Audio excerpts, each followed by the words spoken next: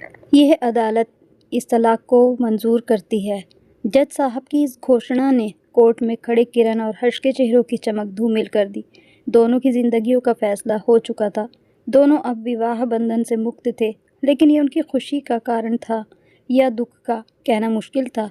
उनके रिश्तेदार और वकील बड़े खुश और जीत की मुस्कान के साथ कोर्ट परिसर से बाहर आ गए। हर्ष का दिल टूट चुका था। भारी कदमों से चलता हुआ वह बाहर कॉफ़ी हाउस में जा बैठा। किरण भी स्कूटी पर सवार होकर जाने लगी। उसका चेहरे पर कोई भाव नज़र नहीं आ रहे थे जिसे देखकर हर्ष कोई अंदाज़ा लगा पाता कि उसके मन में क्या चल रहा है। जीवन के ऐसे पल बहुत अजीब होते हैं जब जीत और हार को समझना कठिन हो जाता है। दोनों ही परिवारों के रिश्तेदार जा चुके थे। सबसे ज़्यादा हैरानी तो हर्ष को इस बात की थी कि दोनों ही वकील जो कोर्ट में एक दूसरे से बेइंतहा झगड़ रहे थे, अब एक दूसरे के साथ मज़े से बैठे चाय पी रहे थे। किन की ज़िंदगी टूटी, किन के सपने बिखरे, किसी को इससे कोई मतलब नहीं था। हाँ, शायद दुनिया इसी का नाम है। सबको अपने मतलब से मतलब है, सबको बस दौलत चाहिए। वकील सच को झूठ बनाकर और झूठ को सच पेश करके अपने अपने हिस्से की रकम बटोर चुके थे। किसी को इस बात का ज़रा एहसास नहीं था कि जन्मों के लिए किया गया वादा दोनों वकीलों की पेचीदा दलीलों के प्रहार से कितनी आसानी से टूट गया था। किसी ने उसे बचाने की ज़रा भी कोशिश नहीं की थी। सभी रिश्तेदार और परिजन अपनी आन बान पर आई तोहमत को तलाक रूपी परिणाम में बदलकर अब विदा ले चुके थे। अब उनकी दखल अंदाजी की कोई और संभावना नहीं बची थी। किरण अब हर्ष के सामने से गुजर रही थी। एक नज़र उसने हर्ष को देखा। दोनों ज़रा ठिठके भी थे, लेकिन शायद अहम की दीवारें भावनाओं से ज़्यादा मजबूत थी। किरण अपनी स्कूटी की स्पीड बढ़ाकर निकल गई। उसका गुस्सा शायद स्कूटी की स्पीड पर निकल रहा था। तभी तेज़ आवाज़ गूंजी और हर्ष ने किरण की स्कूटी को सामने से आती कार से टकराते देखा। चारों तरफ से शोर उठा। लोग इधर आधर से दौड़कर किरण के पास इकट्ठा होने लगे। तभी हर्ष एक झटके से अपनी जगह से उठा और किरण की तरफ दौड़ पड़ा। किरण सड़क पर बेसुध पड़ी थी। उसने जैसे ही किरण का सिर हाथों में लिया, उसके सर से बहुत खून बह रहा था। सर से बहते खून को देखकर वह घबरा गया था। वह फौरन उसे उठाकर ऑटो से हॉस्पिटल की ओर दौड़ पड़ा। किरण की सांसें बहुत तेज चल रही थी। हर्ष का डर बढ़ता जा रहा था। हॉस्पिटल पहुंचते ही हर्ष की जेब में कुछ ही रुपए पड़े थे। उसने रिसेप्शन पर जमा कराए और किरण को हॉस्पिटल में एडमिट करवाया। डॉक्टर ने उसका ऑपरेशन बोला था। सर से खून ज़्यादा बह गया था, इसीलिए खून भी चढ़ाना पड़ता। डॉक्टर और पैसे मांग रहे थे। हर्ष ने डॉक्टर से पैसे का इंतज़ाम करने को बोल दिया था और वह तुरंत बाहर की तरफ दौड़ा था। हालांकि उसे इस हाल में छोड़कर वह जाने को तैयार नहीं था, लेकिन मजबूरी थी, इसीलिए उसे जाना पड़ा। और शायद वह अपने किसी दोस्त से कुछ रुपये उधार लेकर आया था। उसने पैसे जमा कराए, तब जाकर किरण का ऑपरेशन शुरू हुआ था। नियति के खेल भी कितने अजीब होते हैं। इंसान जब करीब हो तो दूर हो जाते हैं, और दूर रहने पर मोहर लग जाए तो नज़दीक आना नसीब बन जाता है। ज़्यादा दुखद पहलू तो ये था कि एक्सीडेंट की खबर किरण के भाई भाभी को मिल चुकी थी, लेकिन अभी तक दोनों का अस्पताल में नहीं आना हुआ था। खून के रिश्ते अक्सर विपरीत अनुभव देते हैं। किरण के माता पिता तो थे नहीं, बस भाई और भाभी थे। भाभी सुप्रीम कोर्ट के एडवोकेट से कम नहीं थी। दूसरे किरण के बड़े जीजा भी कुछ ज़्यादा ही समझदार थे। सच्चाई ये थी कि मायके में उन दोनों की ही चलती थी, जिनकी सोच में भावनाओं से ज़्यादा जोड़ तोड़ के कारनामे छुपे होते थे।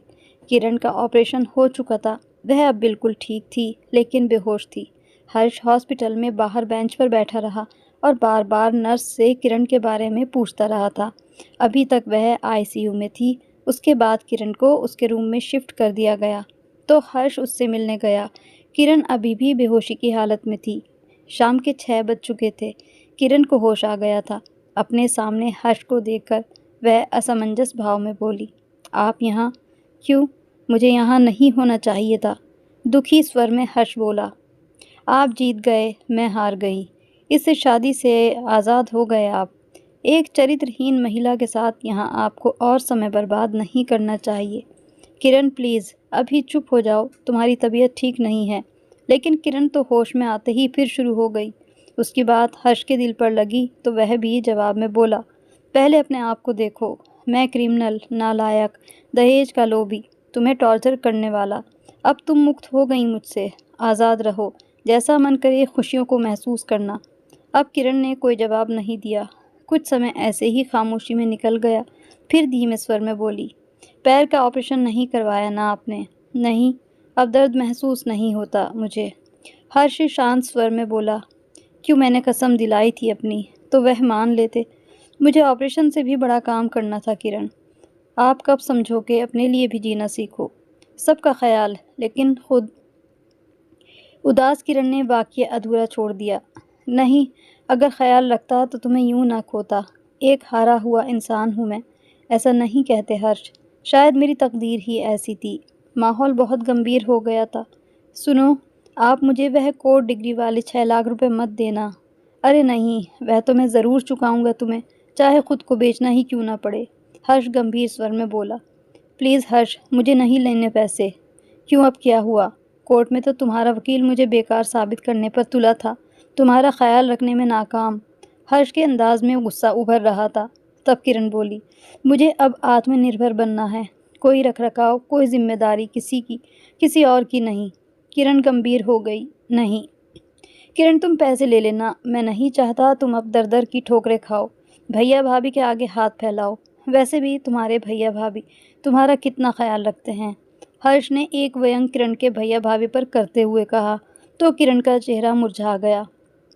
हर्ष ने उसकी दुखती रग पर हाथ जो रख दिया था।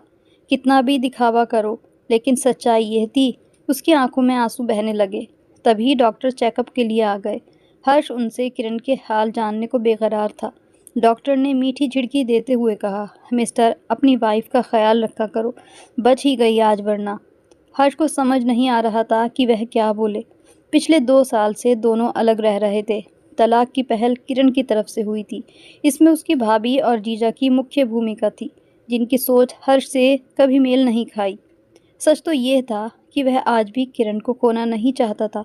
तलाक को रोकने के लिए उसने कई बार कोशिश भी की, लेकिन किरण से बातचीत या कांटेक्ट ही नहीं हो पाया।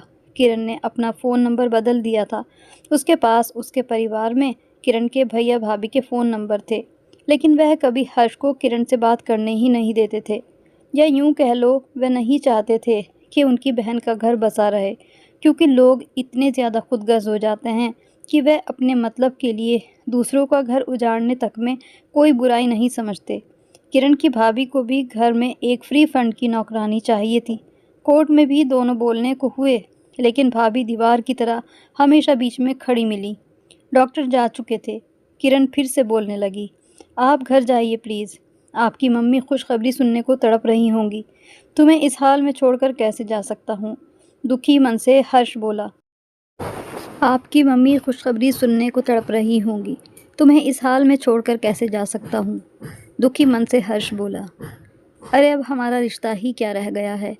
एक मोहर ने तुम्हें आज़ाद कर दिया है। तुम मुझे ही दोष क्यों दे रही हो? तलाक के पेपर तो तुम ही ने भेजे थे ना। चलो छोड़ो, अब सब बदल गया है। अलग रास्ते हो गए, नई ज़िंदगी है, इसीलिए फॉर्मेलिटी छोड़ो। किरण की हंसी के पीछे का दर्द साफ झलक रहा था। एक बात पूछूं, क्या तुम्हें सच में लगता है कि मेरे किसी और से रिश्ते थे? हर्ष ने उदास स्वर में पूछा। नहीं, मैं जानती हूँ आप ऐसे नहीं हो। तो फिर तुमने कोर्ट में मेरे लिए ऐसी बातें क्यों कही? इसीलिए ताकि आप मुझसे पीछा छुड़ा सको। आपके घर वाले तो यही चाहते थे ना कि मैं आपकी ज़िंदगी से दूर हो जाऊं। हर्ष कुछ और बोल पाता, उससे पहले ही किरण के भाई भाभी दनदनाते हुए आ पहुँचे। भाई हर्ष पर गरजने लगा, मिस्टर, जान लेकर ही मानोगे मेरी बहन की। हर्ष खून का घूंट पीकर रह गया था। वहाँ हंगामा खड़ा करना बेकार था। भाई किरण को समझा रहा था कि वह अब सब हर्ष का ही किया धरा है। वह बदला लेने के लिए उसकी जान तक ले सकता है। किरण अब तक चुप थी, लेकिन अब चुप नहीं रह सकी।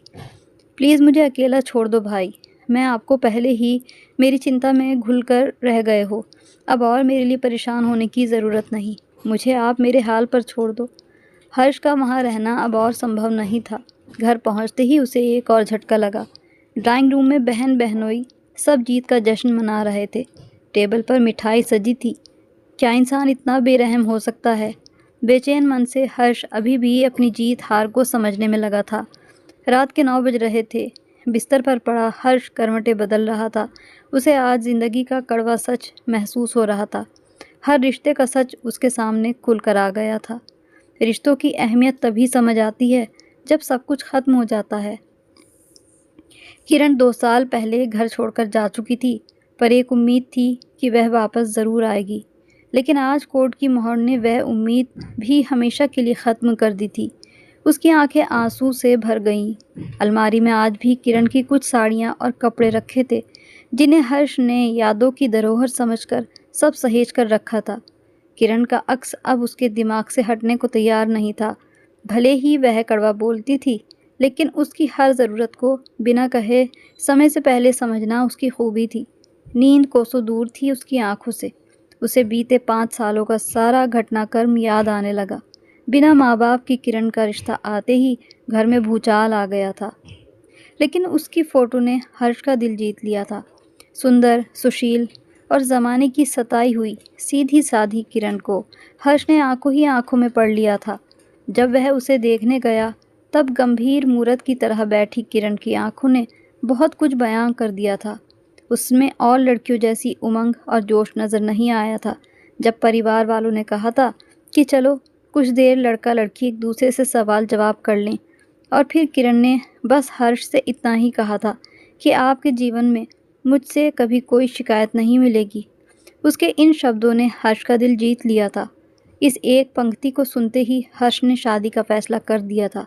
जैसे जैसे शादी तो हो गई थी, लेकिन किरण की अपनी कोई डिमांड हर्ष से कभी नहीं रही थी। हालांकि हर्ष चाहता था कि वह हर्ष से अपनी इच्छाएं बताए, लेकिन उसने कभी भी हर्ष से कुछ नहीं मांगा।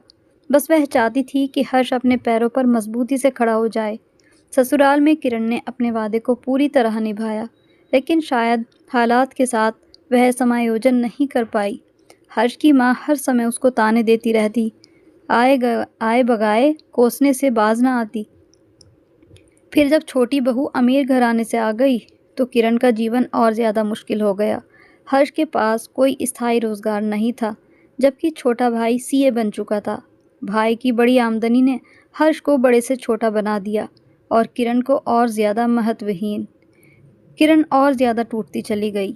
3 साल ऐसे ही किचकिच में बीत गए, और एक दिन हर्ष की अनुपस्थिति में उसके भाई और जीजा उसे मायके छोड़ गए। अब बात मान सम्मान और अहम में फंस गई। जिन्हें अपनी ज़िंदगी का फैसला करना था, वह अन्य लोगों के अभियान में उलझकर रह गए। हर्ष ने पहल भी की, लेकिन सामर्थ्यहीन होकर उसने भी घुटने टेक दिए। किरण शायद इतना निराश हो चुकी थी कि अब ससुराल में उससे कोई उम्मीद की किरण नहीं दिख रही थी। अचानक मोबाइल की घंटी बजी। स्क्रीन पर किरण का नाम डिस्प्ले हुआ। हर्ष ने एकदम से कॉल रिसीव की। किरण भर्राई आवाज़ में बोल रही थी, भैया ने बहुत गलत कहा आपके लिए। उनकी तरफ से मैं माफ़ी मांगती हूँ। छोड़ो ये सब, कैसी तबीयत है? अब कौन है तुम्हारे पास अस्पताल में? हर्ष ने पूछा। कोई नहीं है। अकेली हो? खाना खाया या नहीं?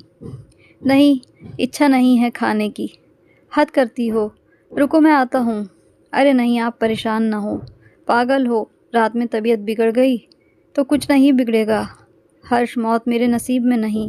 प्लीज़ किरण, ऐसी बातें ना करो। मैं अभी तुम्हारे पास आता हूँ। हर्ष, नहीं। हर्ष एक पल की देरी किए बिना हॉस्पिटल का रुख किया। थोड़ी देर में वह किरण के पास सामने था। होटल से उसने खाना भी पैक करवा लिया था। किरण के चेहरे पर चमक साफ दिख रही थी। मुझे पता था आप ज़रूर आओगे, तो खाना खाओ पहले। कैसा हाल बना लिया है तुमने? हर्ष लाड से बोला। नहीं, हाल तो आपका ज़्यादा ख़राब है। दवा नहीं लेते आप? अरे दवा वगैरह सब लेता हूँ, पैसे भी हैं। अब 4 लाख जमा कर लिए हैं, वह तुम ले लेना। किरण 4 लाख का नाम सुनकर फिर भी व्यंग से मुस्कुराई। भारतीय पति पत्नी का संबंध ऐसा ही होता है। ज़रूरत के समय यह और ज़्यादा मजबूत साबित होता है। किरण हाथ धोना चाहती थी। हर्ष ने उसे सहारा देकर उठाया और वॉशरूम की ओर ले जाने लगा। कुछ देर बाद दोनों खाना खाने लगे। अपनी पसंद की सब्जियां देखकर किरण की आंखों में फिर से आंसू झिलमिलाने लगे थे। उसे एहसास हुआ कि हर्ष को आज भी उसकी पसंद का कितना ख्याल है। आज किरण को एहसास हो रहा था कि ज़रूरी नहीं कि मर्द रोज़गार से मजबूत हो या अक्लमंद और समझदार हो। कभी कभी ये सारी कमियां होने के बावजूद भी एक मर्द की भावनाएं इन सब से बहुत ऊपर होती हैं, भले ही वह अपनी पत्नी को इन सब के बारे में ना जताता हो। आज किरण को इस बात का एहसास हो गया था कि हर्ष के दिल में उसके लिए जो भावनाएं थी वह प्यार और सम्मान से भरी हुई थी, और यह प्यार और सम्मान उसे किसी और रिश्ते में नहीं मिलने वाला था। किरण पूछ बैठी, आपको अभी याद है कि मुझे क्या पसंद है? क्या तुम्हें क्या लगता है कि मैं तुम्हें भूल सकता हूँ? हर्ष ने भावपूर्ण स्वर में पूछा। किरण चुप रही। दोनों खाना खाने लगे। हर्ष ने उसे सहारा दे रखा था, सहारा शारीरिक, मानसिक और आत्मिक, जिसकी ज़रूरत अक्सर सभी को रहती है। कुछ पल की खामोशी के बाद हर्ष बोला, किरण, मेरी एक बात मानोगी? क्या? किरण के अंदाज में उम्मीद की झलक महसूस हो रही थी। वापस चलो, मुझे तुम्हारी ज़रूरत है। किरण के मुंह से शब्द निकल नहीं पा रहे थे, बस उसने सर हिलाकर हाँ का इशारा किया। सीख, कभी कभी गलती कर देने के बाद उसको सुधारने में कोई बुराई नहीं होती। समझदारी इसी में है कि पति पत्नी दोनों ही किसी तीसरे की बातों में ना आए। तो इस कहानी को लेकर आपकी क्या राय है? कमेंट बॉक्स में अपनी राय ज़रूर बताएं। अगर आपको कहानी अच्छी लगी हो तो इसको लाइक और शेयर ज़रूर कर दें, और अगर अभी तक आपने हमारे चैनल को सब्सक्राइब नहीं किया तो सब्सक्राइब भी ज़रूर कर लीजिए। तो मिलते हैं ऐसी ही एक और मोरल स्टोरी के साथ। तब तक के लिए good bye and thanks for watching.